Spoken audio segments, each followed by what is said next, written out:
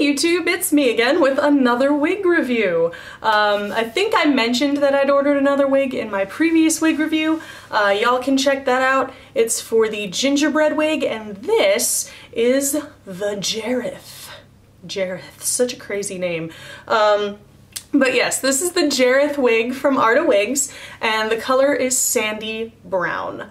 So we'll take a good look at that color there. It's kind of almost a warm, dirty blonde. Like, it's not an ash blonde, but it's definitely, I wouldn't really call it brown per se. It's very light brown or very dark blonde, depending on where you want to go with it. The golden tones make me think blonde, but then at the same time it's got some lowlights in here that definitely make me think a little bit more on the brown side. But I love it. This is a color that was in the gingerbread wig, and I decided it looked really, really great with people with blue eyes. So I wanted to kind of experiment and see what it would look like as an entire wig, you know, because it was only one layer in the gingerbread.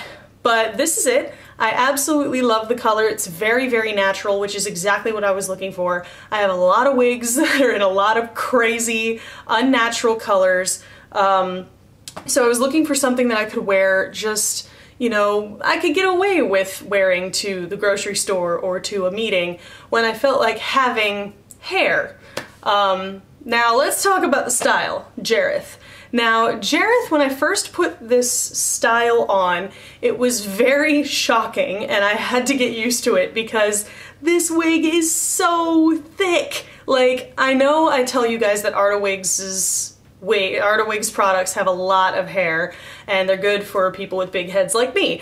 This is thick even by Arda's standards. Like, I can stick my fingers in one knuckle deep and I'm still not touching wig cap. Like, this is crazy. This is a crazy amount of hair. When I first put this wig on, I felt like a lion. I felt like I had a mane. And as you can see, it comes down to a little bit of a fringe at the bottom, just very sparse. It reminded me at first glance a lot of like the old scene kid hairstyles, you know, the ones who took the pictures from above and wore raccoon black eyeliner. We all remember what those people were, you know, the brightly colored extensions back in high school, maybe a little bit after high school, I don't know. I graduated in 2007, so it was a little bit, it was toward my senior year that scene really became popular, but that's what it reminded me of. Putting it on and seeing it in person, you have to be careful when you're styling this wig, when you're doing, when you're styling your fashion to suit this wig, because this wig is one errant leather jacket away from being straight up 80s hair metal. It kind of, it's the poofed at the top, it's very thick at the top, very thin at the bottom, which makes me think of 80s hair metal. It makes me think of Whitesnake and Poison and, you know, oh god, what's the band's name that I'm thinking of? It just let me. Spinal Tap. There you go. Fake band. But yeah, it makes me think of that kind of culture, so you have to be really careful unless you're going for that kind of look. You know, keep the leather to a minimum. Keep your Doc Martens at home unless you want to look like Axl Rose. But that said, this can also be kind of finagled and messed with and turned into a very natural looking hairstyle, as you can see. I think I did a pretty good job of doing that. And I even have a cardigan on that has a skull cut into the back. But I still don't feel like an 80s hair metal individual. But if you wanted to do that, this would be a great wig to use as a costume or as part of a costume for like an 80s hair metal type person.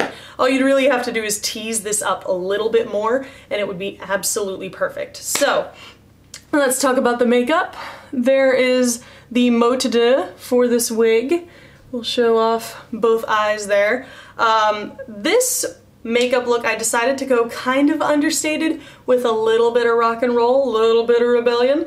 Nothing too crazy though. The main eyeshadows that I used on this look, I used 2 eyeshadows, which is crazy. Well, 3 if you count the brow bone highlight, but they are the L'Oreal Infallible Individual Eyeshadows. Yes, we've seen everybody on YouTube talking about these. I'm getting on the bandwagon. They are amazing. The 2 colors that I used in this look, on the lid, I used Amber Rush, That's what that one looks like. Beautiful coppery terracotta copper color. And I used in the crease a little tiny bit of bronzed taupe. And that's what that looks like. A very brown, a gray brown, but it's warm, which is a unique color, I think, because normally when you think of taupe, you think of a brown gray that's very cool. This is a very warm taupe, so it's great for people with warm undertones or people with cool undertones who are looking to warm up their complexion. I've got 2 swatches that I did in a previous take here. I'll show you. Look how pigmented these are, guys. I barely touched my hand. This is crazy. As you can see, the finish on these is metallic a little bit. There's no shimmer, there's no glitter, so there's no fallout. It's a very creamy consistency, goes on like butter, stays on all day. I've used these eyeshadows without a primer. I know, shocking. I always use my Urban Decay Shadow Insurance, well, not Shadow Insurance, Urban Decay eyeshadow primer. But I chose, I forgot about it one day and I put on these eyeshadows and they stayed put all day. I have very oily lids. They did not crease on me. Oh my god, can't say enough good things about these shadows. The only thing that I would say is that they're kind of pricey. They're like $6 or something a piece, which for an individual eyeshadow in the drugstore is kind of steep. But if you're gonna get 2 colors out of the line, they have a bunch of colors, and if you're gonna get 2 of them, get Bronze Taupe and Amber Rush. All you need are these 2. Put one on your lid, throw some mascara on, and head out the door because you are good to go. So, the lip is really easy. I did the L'Oreal lip color in Fairest Nude and NYX Butter Gloss and Creme Brulee over top. Love it. Love the butter glosses, and Creme Brulee is no exception. And finally, the eyeliner. The eyeliner, I decided to do a wing, which I've been avoiding lately because frankly, I suck at doing winged eyeliner. I don't know what it is, but you can see the beauty things I suck at video. That's one of the things I still suck at. But I found a video by Goss. He's a professional makeup artist who's also a big presence here on YouTube, and he made a video of how to do winged eyeliner in a way that I'd never really seen before, and I was like, let me try this. And he used pencil eyeliner. And I was like, okay, of all the things you'd expect to use to do winged eyeliner, you'd think the last thing you'd use would be a kohl pencil. Like normally, you're looking to use pen-style liquid eyeliners or brush-style liquid eyeliners or gel liners. You never see people using pencil. And so I was like, all right, Goss, I'm gonna try this and see if it worked. And oh my goodness, it did. Like, both of my wings are fairly close to being even, closer than I've ever gotten them before. And it's amazing. I'll put the link in the doobly-doo to the video. Go watch it. It will change the way you do winged eyeliner forever. So shout out to Goss.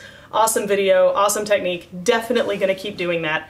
But the liner I used today was the Kat Von D Autograph Pencil in Immortal Love. This comes with the Ladybird palette. I'm planning on getting a full-sized one of these because this color is amazing for people with brown or blue or brown eyes. It's a very deep chocolate brown, almost black, but not quite. It's got that perfect kind of warm coffee undertone that's just obsessed. And I'm obsessed with these eyeliners too because they're super creamy, super long wearing, and yeah, love it. Still easy to remove despite being long wearing, which is awesome. Anyway, sorry, I got really excited about this, guys, but you can see more pictures on my Instagram. My Instagram name is Faith Grenade, so go ahead and look that up. In the meantime, I'm gonna go charge my camera because it's about to die. So I hope you guys enjoyed this wig review and the MOTD for the wig. Let me know what other wigs you guys want to see. You guys seem to like these videos. Are there any other things you want me to review? Like, throw ideas at me. Throw ideas at me. And by the way, the questions for a bald person review is coming, I promise. The questions for a bald person video is being filmed the next couple of days, and it's going to be posted probably in the next week or 2. I don't want to make any promises, but yeah, so get those questions in. Anyway, I hope you guys enjoyed this video. Thank you so much for watching. Thank you for subscribing and supporting me, and I will see you guys in a couple of days. Bye!